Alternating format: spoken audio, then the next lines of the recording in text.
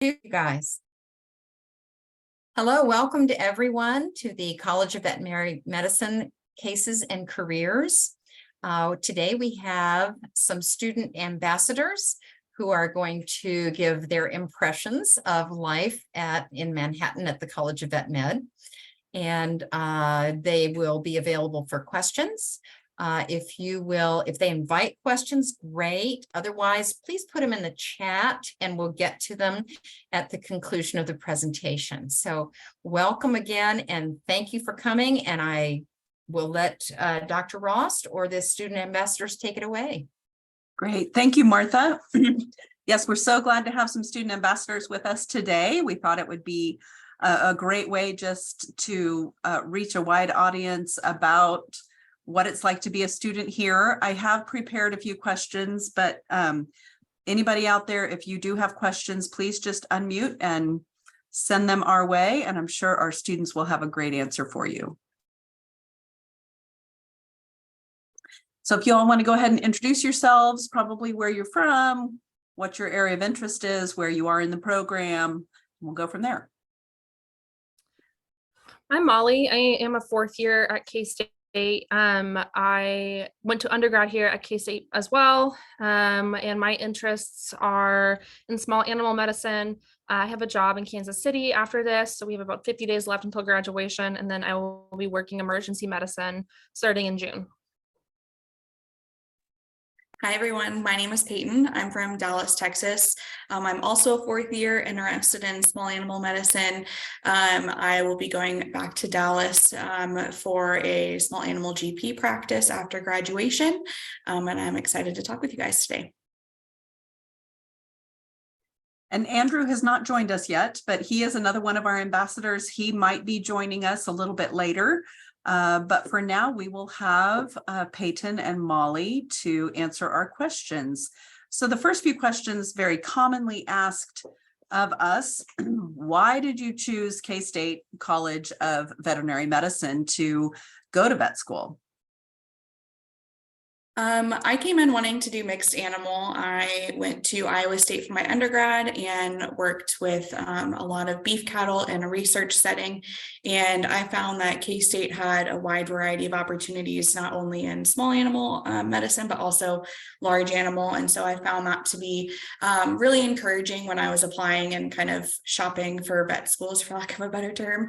And so once I visited, I was pretty much convinced easily by the ambassadors and just the faculty, and feeling I got visiting our campus that KSU had the right environment, right opportunities and resources for me as a prospective student, that I was pretty much convinced after interviews to come here.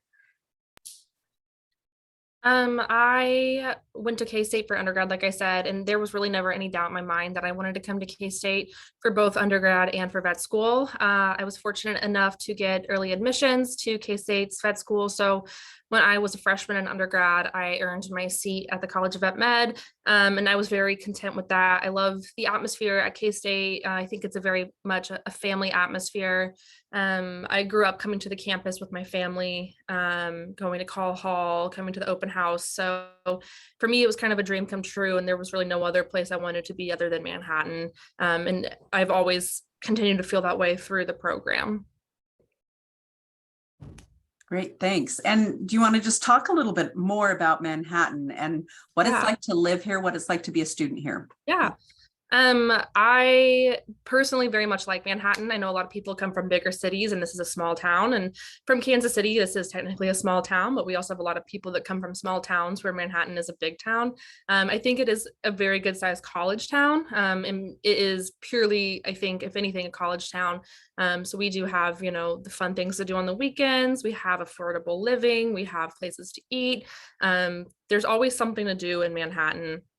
A great sports atmosphere as well with the colleges. So Manhattan is, I think, the biggest small town you'll get, or vice versa, however you want to see it, with always, that caters to the college age and the graduate programs as well. Always, like I said, always something to eat, always something to do.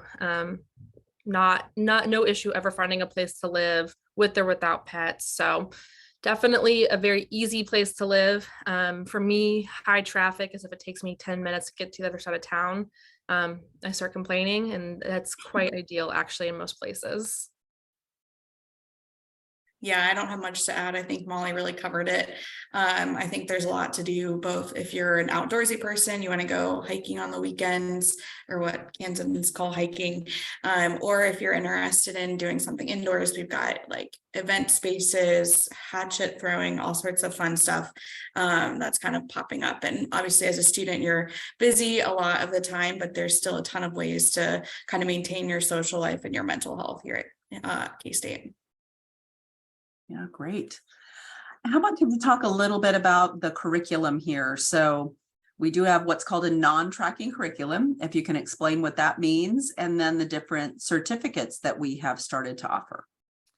Yeah, so non-tracking schools, vet schools specifically, either track or don't track. In case they, like Dr. Ross said, is non-tracking, meaning we do not focus, as a student, we do not focus on one species or one area of interest in medicine the whole way through. We learn everything for all 4 years. That includes, you know, even if I come in interested in equine only, I still need to learn everything about the dog, the cat, the cows, small ruminants, and the benefits of that are a lot of us don't know what we want to do when we come into vet school. Like Payton said, she was mixed animal. I was also mixed animal coming into vet school. And I no longer am. And had I focused mainly on that, then, you know, what I want to do now maybe wouldn't have been what I wanted to do then, and that could have been detrimental to my career. If you really truly know what you want to do first year, what you want to go into, you know, without a doubt, you want to go into equine, or you only want to go into small animal, then maybe looking into a tracking place is something you're interested in. But at the end of the day, you also still have to take the NAVLE, or the licensing exam, and the NAVLE itself does not track. So you would have to still be expected to know all the things about all the species. And the benefit of a non-tracking certificate or non-tracking program is that it prepares you very, very well for the licensing exam, the NAVLE, as well as life itself. Because even if you only want to do equine, or you only want to do bovine, at some point someone's going to bring you a farm dog or a farm cat, and you're going to have to know how to treat that as well. And I think it just makes you more well-rounded as a doctor as a whole. So not to bash on any tracking programs out there, but at least for me as a person, it was very beneficial for me to have all the opportunities to really explore who I wanted to be as a doctor one day. And I can touch on our certificates, which I think make us a little bit unique here at K-State. So we have a couple of certificate programs currently offered for students, which include exotics, shelter medicine, and I think we have a couple in the works. Like I actually saw one, public health, I think is coming down the line, which is exciting, surgery, and then we currently have production, what's the official term? Food animal. Food animal, thank you. So essentially these certificate programs offer students our version of tracking. And so it allows them, once they graduate with their certificate, to say to potential employers or the tracking, or excuse me, the match program, I have done extra classes. I've made sure I'm proficient in these specific areas. And so it provides students essentially a way to align their electives with their interests. So if I personally were interested in exotics or shelter medicine, I could say, hey, I'm interested in the shelter medicine program. And they would say, great, here are the electives you can take that you are already going to be offered. So it's no additional work. Here are the electives that you can take that would fulfill meeting our certificate requirements, and you would take those first through third year. Some of our certificates require some projects or possibly an externship or two, which are very doable on the summer or in the summers, over winter break, whatever you can kind of fit into your schedule. And then come fourth year, those certificate programs would tell you, okay, here are your elective clinical rotations that you're required to take. And it's likely you would have been taking those anyway, because that's your area of interest. And so essentially it's a way to create a track without requiring all students to follow it, and offer some pretty cool resources and opportunities for students that are interested in those areas. Great answers. How long is vet school, and what do you have to do before vet school to get into vet school? That's a great question, Dr. Ross. So after high school, you would attend college. And so I went to Iowa State University where I got my bachelor's degree, which was 4 years. And then most veterinary programs across the country are a 4-year program, but some are only 3 years or some are rolling. So it kind of depends on what you're looking at. But here at K-State, we're a 4-year program. However, my kind of journey to vet school, where I went direct from high school to college and then college directly into vet school, looks different than what other people have done. Some people did just 3 years of undergrad, so they didn't graduate with a bachelor's degree, and that's totally fine. The main requirement to get into vet school outside of all your extracurricular activities is completing prerequisite courses. So sciences, English, some schools require psychology. So if you're looking into applying, just make sure you keep track of what schools require what classes, and keep in mind that it does change pretty much yearly. I know, we've dropped some classes, we've dropped having to take the GRE, that sort of thing. So just keep that in mind. But Molly, do you want to talk about kind of your path here? Yeah. So like I said, I got early admit. So I knew from my freshman year that I was going to go to vet school here. And I decided that I wanted to do the 4-year route. I was in a sorority, I studied abroad. So I wanted to do all 4 years and get my bachelor's before coming to vet school. Early admit is a program you can apply for. The requirements have changed drastically since I got into what they are now today. I think the program is a lot more competitive, and Dr. Ross may have more information on that. But essentially, I had to maintain a certain GPA in undergrad, take my science classes here at K-State. I had to have a certain ACT to get into the program, get an ACT score. And then there are now like volunteer hours and clinic hours that are required in the program to maintain your spot in the program. So I chose to do that. We do have classmates that this is either their second career. They were English teachers first, and then they came to vet school. We have classmates who only did 2 years, which is phenomenal. One classmate specifically did all her prerequisites in 2 years, interviewed and got in, and ended up, she wasn't even 21 yet before she got into vet school. So there are all walks of life. We've had some that were cowboys first. We have a lot of different people that make it into vet school. And so there's no real right or wrong path, but Payton and I both did the 4 years of undergrad, got our bachelor's, and then came. Great, thank you. I do see that Andrew has joined us. So Andrew, if you just want to introduce yourself, tell everybody where you're from, where you are as far as your progress in vet school and your future dreams and hopes. Okay. Hi, my name is Andrew Haight. I am a second year from Alabama, Madison, Alabama, more specifically. And currently, my future goals are I would love to do urgent care. I came into vet school thinking I wanted to do ophthalmology, but through the resources that the school provided me, including the job there, I got to work with some wonderful vets at some local urgent cares in Omaha and otherwhere. And it's become a big passion of mine that I really enjoy and look to do in the future. So great, thank you. How about let's talk about student life just a little bit. So how much time are you in school? What do you do outside of school? Do you have a job? How do you spend your 4 years, all that time? So the first 3 years you're in school a lot. It's basically a full-time job. It's a full-time job your 4th year too, but it changes more on a bi to tri-weekly basis. First 4 years, classes start at 8 a.m. and then basically the whole morning is didactic lecture learning. And then the afternoons is more often laboratory learning, but that changes based on the semester and the year that you're in. Outside of school, my first 3 years, I was able to maintain at least 2 jobs. I think the most I worked was 3 during the first 3 years. And that included an overnight job, an evening job, and then being an ambassador, such as Payton and Andrew and I are, is also considered a job. So those were my 3 jobs during the first 3 years, and I was able to maintain that fine. But I know it's different for every person. You don't if you can't or feel like maybe it would be detrimental to your school life or your school work, it may, you don't have to have a job. Vet school itself is a job. Like I said, it's 8 to 5. Fourth year has been a little bit different depending on the rotation. This morning I was here at 5:45 a.m. and I'll be gone at 5. And there are mornings where I'm here at 5:45 a.m. and I'll be gone at 10 p.m. So it depends on the rotation. It's very fluid.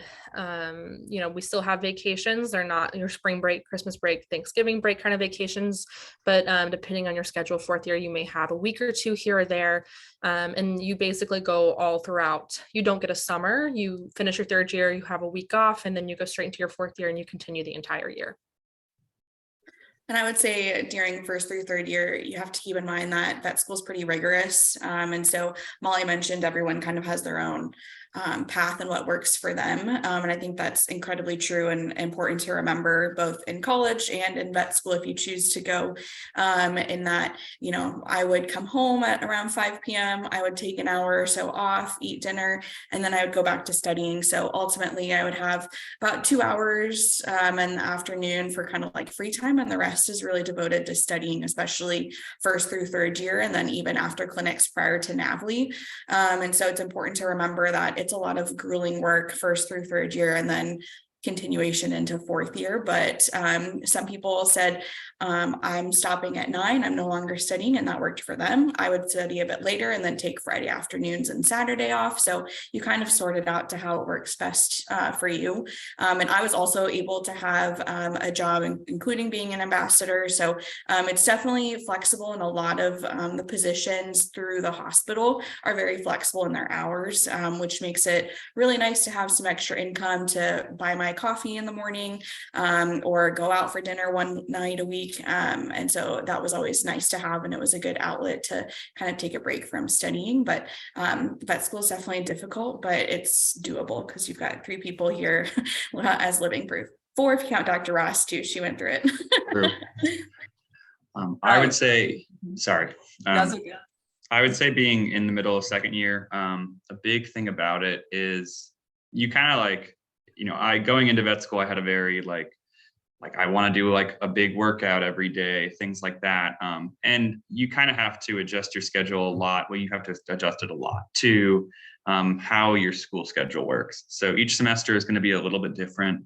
So what may have worked for me last semester, I have to change up a little bit. So if I want to do a workout, I try to make it like 10 to 20 minutes. Maybe I'll just go for a run. That's one of the ways that I stay mentally healthy. And a big thing about it too is our test schedule. This week we have 1 test, but next week we have 2 tests. So I'm kind of going through and looking ahead and trying to stay on top of all my classes. And each week it's going to be a little bit different. But like the others have said, it's a big thing of finding your schedule, finding what works for you. And what works for one person isn't going to work for the other. I work one job. I'm going to start doing an overnight job at the ER. But the big thing about that is I can kind of mentally go, yeah, this is working in the hospital. This is something that I can see helping my education. And I couldn't really wrap my head around working elsewhere, but other people absolutely can. And there's nothing wrong with that either way. So. Great. All right. How about let's talk about your relationship with your classmates. What is it like to be in class with 115 to 120 people every day? Is it competitive, or are y'all get along well? And then also relationship with the faculty. Well, the only person I beef with is Molly. So all jokes. Molly and I are besties. Honestly, once you get into vet school, a lot of the competition here at K-State kind of melts away. Everyone's of the understanding that you've all made it here. You've worked hard to get here. Everyone's that type A student who has a 4.0 GPA, who's worked hundreds of hours in a clinic. And so it's pretty intimidating to walk into orientation, but once you start to get to meet people, sit down in classes, here at K-State, we really just foster really family community, and that really starts to show after orientation week and even during. So I have a great relationship with my classmates. There's a lot of us who are interested in a wide variety of things. So you have, groups of people that are your livestock people and your small animal people who will do and go out on the weekends together and study together, but you'll frequently find people intermixing too. So it's kind of a fun mix of different walks of life, which is always entertaining. And it's nice to hear people's stories and how they got here and what they're passionate about. So ultimately, it's a small group of people. It's a little bit like going back to high school, especially if you go to a big college for your undergrad. But ultimately, you kind of create a little family. And for students that are out of state, like me and Andrew too, I'm sure. These people have been my support system for 4 years now, and I've met my best friends here. So it's been a fantastic kind of growth opportunity for me, and I've really loved getting to know my classmates and getting to work with them and see them grow. And now that we're all graduating, it's kind of bittersweet because these people have been my family for 4 years now. So it's been it'll be tough come May for sure, but I think K-State does a great job at kind of fostering that family relationship in their classes. Yeah, I would say that every rotation that I go on 4th year, I meet or I become closer with classmates that maybe I didn't know as well the first 3 years, and I kick myself for not knowing them the first 3 years. Every time I have a new rotation, I'm like, I wish I'd known you better last year. I have everyone, we all get along pretty well, like Payton was saying, but everyone has like their really good friends, and there's a lot of people in my class that I wish, I knew them. I just didn't know them very well. And man, I wish I had the first few years. And then the relationship with the faculty is great all 3 years. I can say though, you get really close with the faculty that you deal with during your 4th year, just because you are in the hospital with them at all times, it feels like. And they're phenomenal. The amount of mentors that I've had this past year, part of me doesn't want to leave K-State because I don't want to leave this wonderful source of just knowledge and mentors. I remember when I put in my first active drain on my own, and I texted the doctor and sent him a picture, Dr. Chavez. I'm like, oh my God, look, I put in my first drain, and he was so proud of me. It's just constantly like a family atmosphere in the hospital as well. I will very, very much miss the residents, the clinicians, the interns, and the relationships we fostered with them, because they have been a great support system, and they're friends too. They're mentors, they're teachers, they're professional colleagues, but there are times when they're the friend that you need during a rough day on the clinic floor. So with the faculty, especially your 4th year, man, you couldn't ask for a better group of people to be teaching you. So I think from like my class going in, a big thing about it was kind of the COVID years. And so it was really tough for a lot of my classmates, and me included, when we were first coming in, but K-State did a wonderful job. Really, like we have a first week where we really get to know everyone, and you can kind of tell there was this sense of like trepidation of like, okay, I haven't really interacted with a lot of people in the past few years.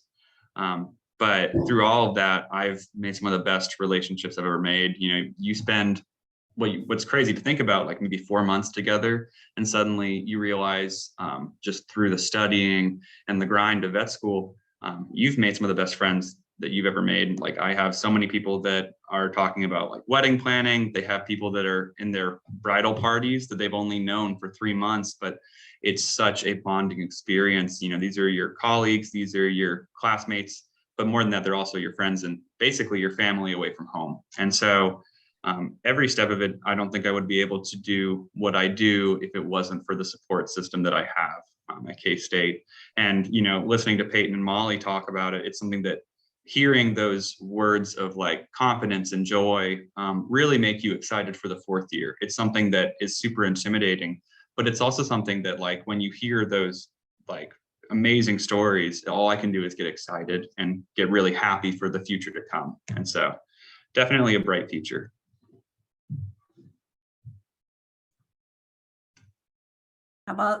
Let's talk about hands-on learning. You guys are finishing your 4th year, 2 of you. Are you feeling ready to go into practice? And then maybe some of the club experiences that you've had here at K-State. I feel personally very, I think there's always something to learn, and you should never, ever stop actively learning. But personally, like going into my first job, I feel very prepared.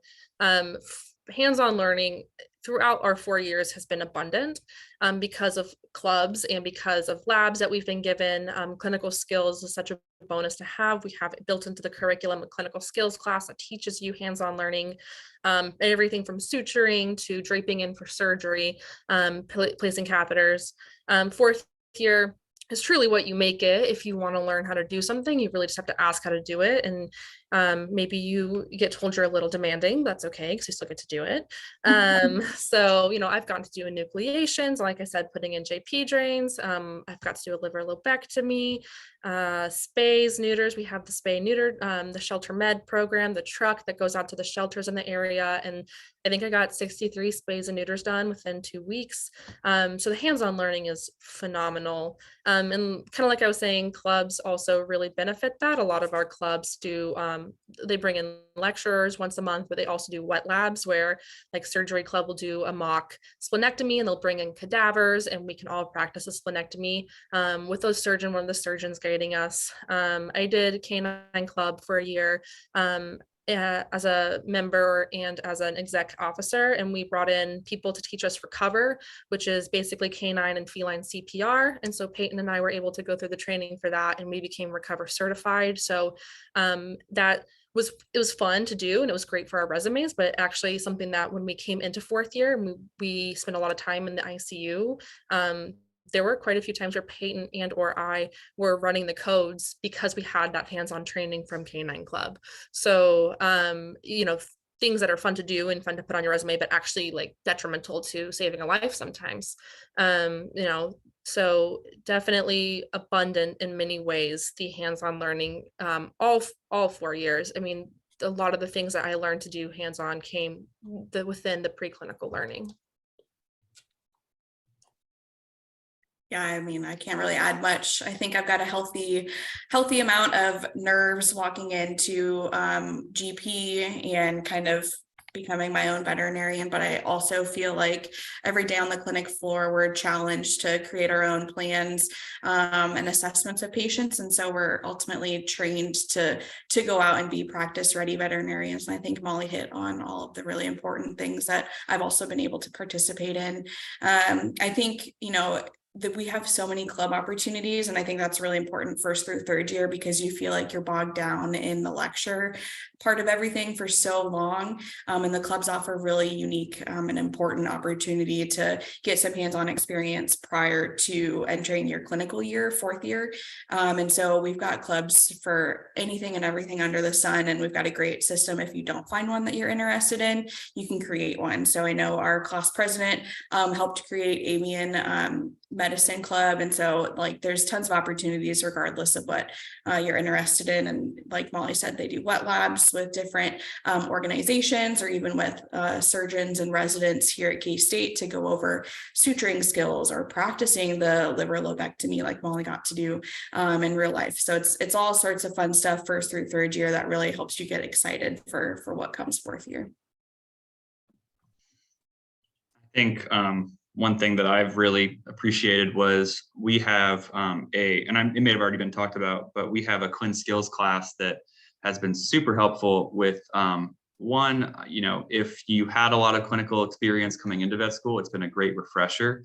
2, if you didn't know anything coming in and you're very like wide-eyed, they do a great job of breaking it down bit by bit. So one thing we're doing right now is this semester, a big focus has been like our subcuticular pattern, which is going to be very important when you do surgery, as well as just other things like prepping for surgery, mask and gowning. And so those hand-on skills have really helped me when I go do externships or internships, because you come in with a very big level of knowledge and also at least like a moderate level of confidence that you can kind of go into the clinical setting. And when they ask you like, hey, do you want to help with this?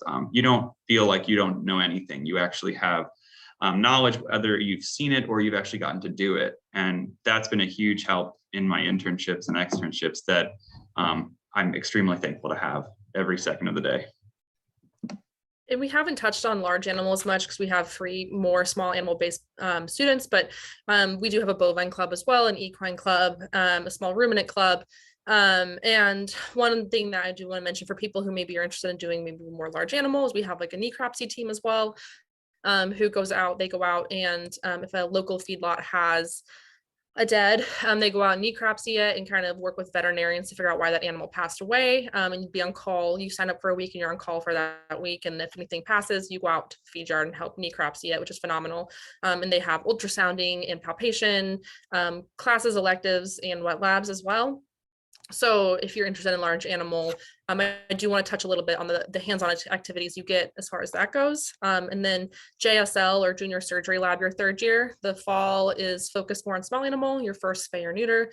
But in going into the spring, you can sign up for a C-section elective, and basically you work to you were assigned a cow who is late in gestation, and they will go very close to her due date, and then you will induce her, and then you'll do a C-section before she gives birth. So that's also another really great opportunity to have. So we've been talking a lot about small animal hands-on, but there's a lot of large animal as well.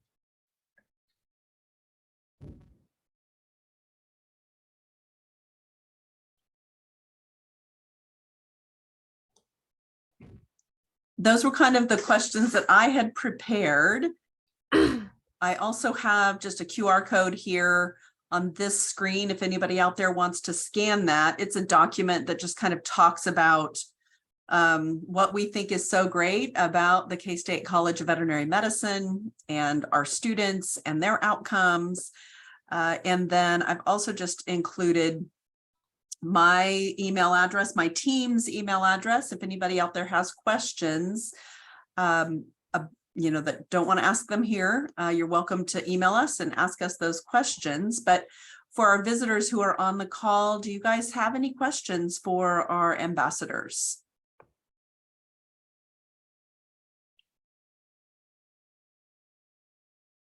You can always type it in the chat. Yes. Sometimes it's and easier to type it, get your question really well formed. But certainly if you want to pop off the microphone, unmute yourself, you can speak out as well. So that would be Trudy and Ethan and Jaden and Alice. You know, any questions that you have, you've got a wonderful resource here. You've got students that have been there and done that. So it's a really good opportunity to find out some answers to your questions. And you have an instructor here who could also answer from a faculty standpoint. So go ahead and ask away, fire away. We don't bite, I promise.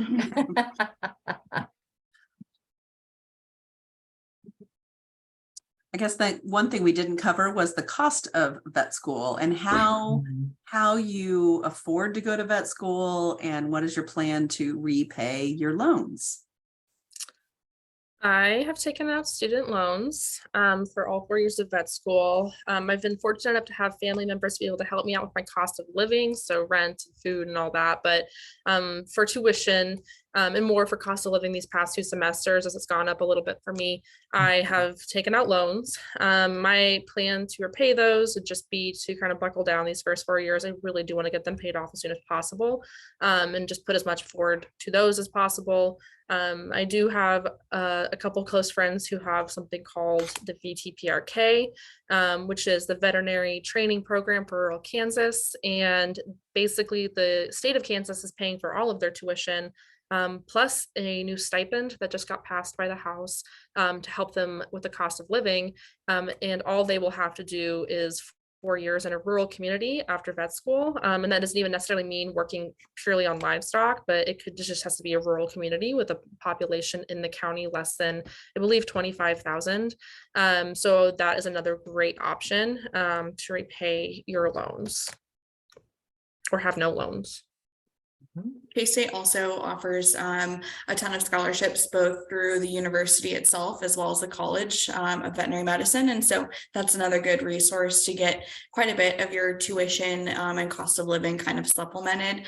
If you need something extra, you're trying to avoid taking out loans. And the great thing is that you're eligible for the university as a whole, as well as the kind of specialized College of Veterinary Medicine ones. And there's it looks like, oh, the VTPRK information, perfect. So it essentially is an online portal, and you fill out your information, and then they just send your application to the various committees that you're eligible for. And so there's tons and tons of scholarships granted to our students every year. And it's a big help, especially if you're concerned about, how you're going to pay for school. Definitely know being out of state, like that's always a big concern or question that my family likes to ask about. But a big thing for me too is kind of similar to what Molly said, where the nice thing about like urgent care is while it can be grueling, it does pay well. And so I'd probably like to kind of continue to live like I'm living now, like a college student, and probably just try to save up as much as I can for the first 4 or 5 years, and then try to reduce it as much as I can, but then get it to a reasonable amount that I'm happy kind of going forward with. But I also am lucky enough to have gotten a scholarship or two from the school, and any amount absolutely helps. And so I'm really grateful to the school for that. But also there's a bunch of great housing opportunities around. They have a lot of housing, and the school does a good job of also setting up roommates with, I believe, a Facebook group and also GroupMe's. And so, yeah, I was able to reduce my cost of living a lot by doing that, and that helped a lot. But it also gave me some mentors who were already kind of in the middle of vet school, who had some great tips. I'll also just say, if you just search vet student scholarships online, you will find pages and pages. And if you find one that fits you and your interest, we always encourage students to be applying for those scholarships as well. How about, what's a class that you took during undergrad that you feel benefited you once you got to vet school, maybe that wasn't necessarily a requirement? I don't know if anybody will be going to K-State, but I would say 2 courses that really benefited me would be anatomy and physiology through the animal sciences department here through the College of Ag. Dr. Roselle, the anatomy portion is good. It doesn't touch on the anatomy we'll do here. Essentially, what we do here is very thorough, and what Dr. Roselle does is thorough but more basic. But the physiology section really taught me how to start thinking about the body systems and how everything interacts with each other, and really gave me a great introduction to that. And then this one is very niche, but also very helpful. It's called biology of the cancer cell, and it very much taught me like pathways of the body, cell signaling, cell biology, which really comes into play your first year with physiology classes and cell physiology classes, but also has really helped me out 4th year as I delve more into that with rotations like internal medicine or anesthesia, and trying to understand even pharmacology, how everything all fits together. I think if you have the opportunity to take any graduate level courses, that would be a great idea, because I think it gives you the best idea of the kind of content load that you'll be expected to kind of know in vet school. I took a graduate level nutrition course and biochem course, and I think while the content, animal nutrition and biochem are all very relatable, but the content itself necessarily wasn't incredibly helpful my first couple of years, but my study skills that I learned during those classes and how I trained my brain to think about material and how to study for exams was really helpful in preparing me for vet school, because ultimately, the transition from high school to college is big and it's difficult, and then the transition from college then to vet school is also big and difficult. And so those were 2 classes that really helped me, I think, just with how I learn and how to kind of format my learning style best once I got to vet school. Sure. I just pulled up the electives list because I wanted to make sure this wasn't required.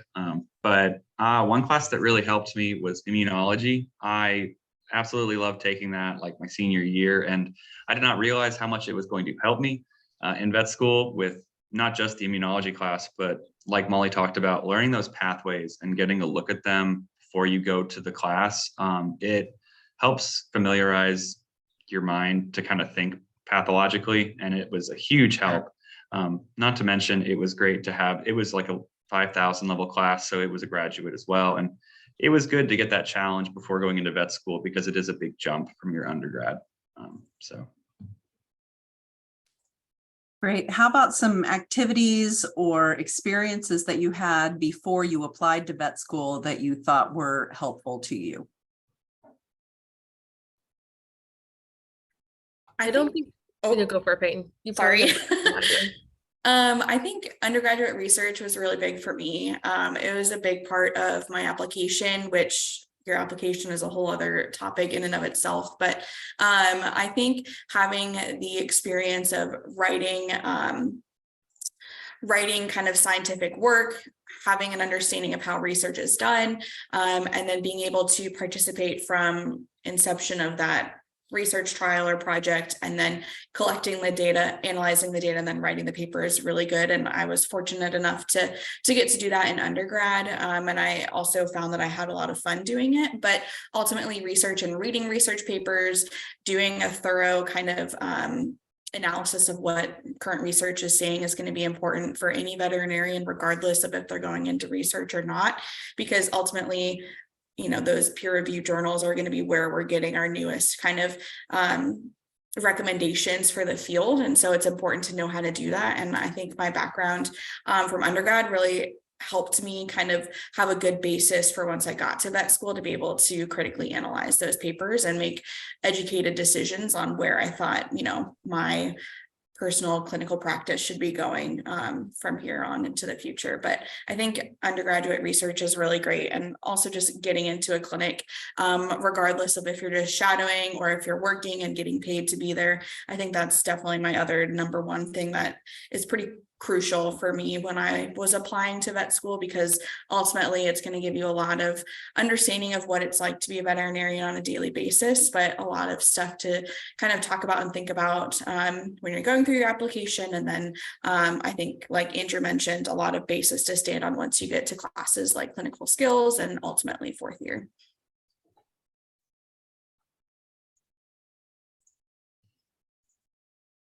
You kind of hit all the notes, so I'm like, okay, well, what do I say now? Sorry. No, I would Yeah. agree very intensely with Payton on the research. I don't have that background of research. And I do notice that I do have a little bit of a tougher time understanding or analyzing research papers, which do play a big role in your education, especially as you even graduate vet school and become a doctor in your own right. And that is one of your methods of continuing education. And so having a statistical background or a background in research where you can analyze, not even just like reading the paper, but like interpreting if the study that they did was even good, and should you trust the results and how much you should trust the results. That is a huge portion. So that's something I wish I had done more of or had a better knowledge in. So definitely do recommend that. I think one thing I would add on is so when you're going through undergrad, it's a big part of your life of like kind of discovering who you are. And so at times it can be really daunting thinking about like everything I do should be oriented towards getting into vet school. And I definitely fell into that trap a lot. But I feel like a lot of the times opportunities kind of presented themselves to you. And some of them I never thought it would really play into how it would help me in vet school, but doing things like UPC, which I know is also here at Kansas, but it's like University Program Council. I got to be an assistant director for like hosting concerts that would come to Auburn, which was my undergrad. And a big part of that was working with a team, working with people underneath you and stuff and above you. And having those skills develop, it was something that I had an absolute blast doing. And later on, you know, wherever you go, you're going to have a team to work with. So if an opportunity presents itself that is kind of out there, but could be absolutely fun and is something that you're interested in your interview, when you're interviewing, they're going to see the passion that shows when you talk about those things if asked. And it's always cool to hear interviewees talk about something that I never thought would be beneficial or didn't even cross my mind as something that ended up being super helpful to them when they entered vet school and just flourished because of those aspects that came into play. Great. I'll just add on an application as far as admissions. We do look for veterinary experience. So we hope you've been spending some time with a veterinarian if you're interested in going to vet school. Any animal experience you might have. So that's just being with animals where a veterinarian is not present.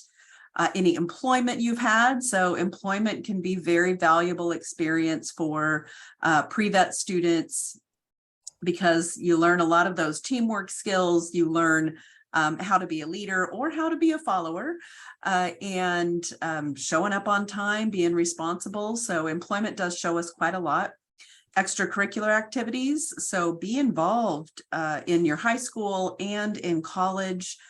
We want to see that you've been in clubs. We want to see that you've been on committees and that you've taken part at your campus.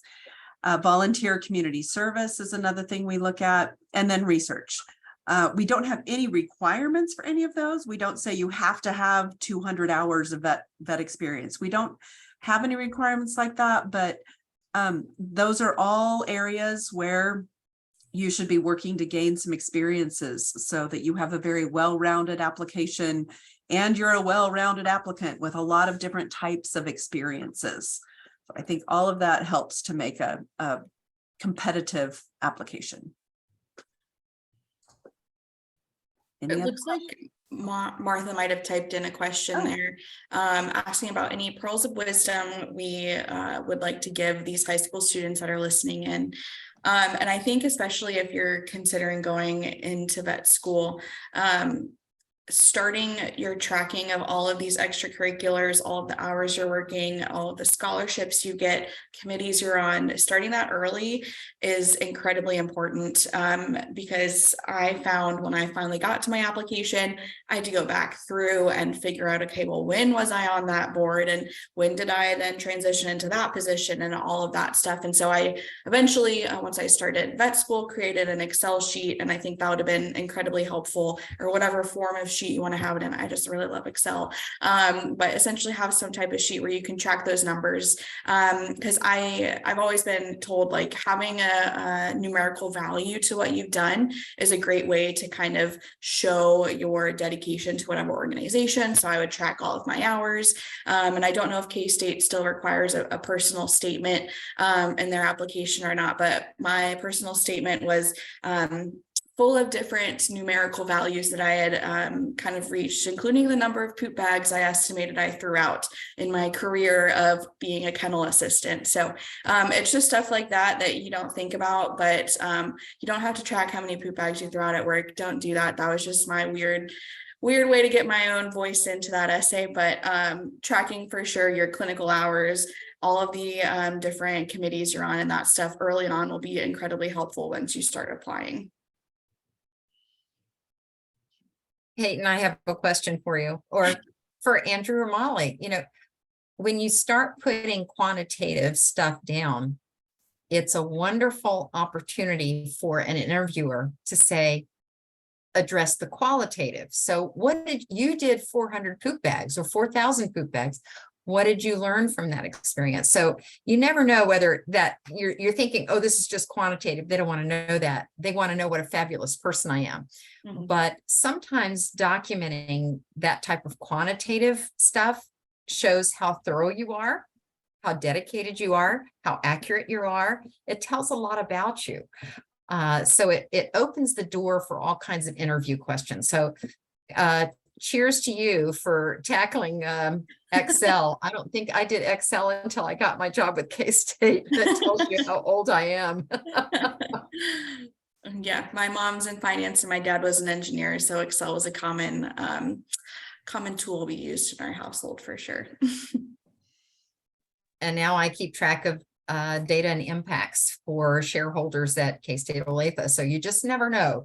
You just take all those little experiences and tally them up because they're all in the win column. I think similar to what Payton said, I did not get as fancy as Excel. I will not lie. That is above my pay grade. But I remember when I started going to clinics, my mom and dad were talking to me, and they kind of suggested this idea of, hey, write down 1 or 2 interesting things that you did every day and just put it in a notebook. And so I would keep my hours, and this was the one thing I was kind of thorough about, which I probably didn't need to do, but I got a signature from my vet every day. And I would write down and say, like, does this look correct to you? So it was just like, I think my very first day, the first surgery I ever saw was a nucleation. And the second was a emergency C-section on a Shih Tzu. And so, but because I wrote that down, that was, oh my gosh, like 9 years ago. But I still remember it because I wrote it down in that notebook. And what I would try to do is, if I had done something similar, like I would only add stuff that was new. So that way I had like an example. But it was a really cool thing to go back to when I found it last year. And read through and go, you know what, I did a lot of things to get to this point. And it was a really awesome trip down memory lane, but also it really did add to the foundation I set whenever I went to an interview, but also into vet school, because I could just recall it because I'd already written it down and had a system in place to help remember that.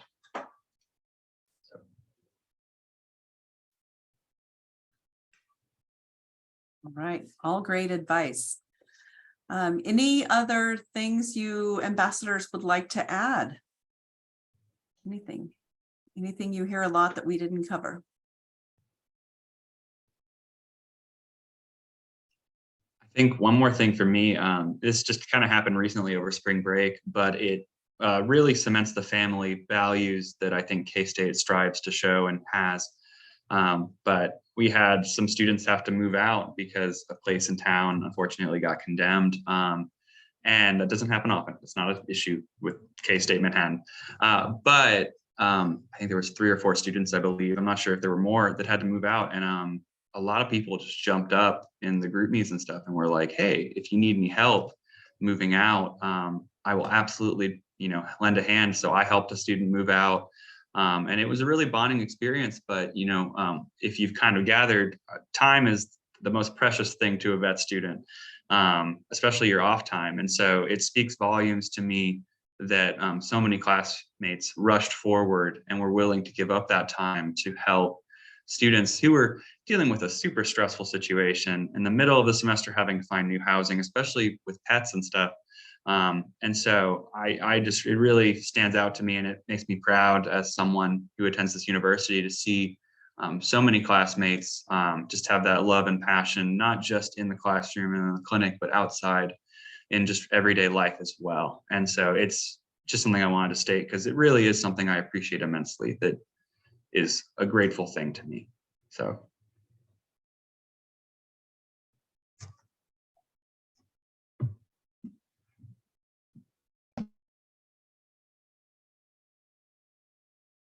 Great. If you see in the chat, we have a question from Ethan. Thank you so much. About any study abroad opportunities. Dr. Renberg, with the 4th year, he's a 4th year clinician. He will take students to study in Belgium, I believe, once a year. And then Dr. McMurphy is an anesthesiologist who has a lot of passion about South Africa and will take veterinary students to South Africa. I have not participated in any of those. I think there are a couple weeks to 2 to 3 week long adventures you can do with some of the clinicians. And they don't just like they go and they do veterinary medicine over there. So there are some opportunities. They email you, I think, once a year right before when they're doing their signups. And there is also, I believe, an international, I don't think it's like not an international student, but an international experiences club you can join that also will put on trips as well. So there are opportunities to study abroad. You can also extern abroad. You can spend a couple weeks your 4th year abroad if you so choose. So some of it is kind of like 2 to 3 weeks on a tour with a clinician. Some of it is something maybe you need to set up yourself, but the school will facilitate that very, very easily if you want to do it for credit, or if you're just doing it during a summer break on your own.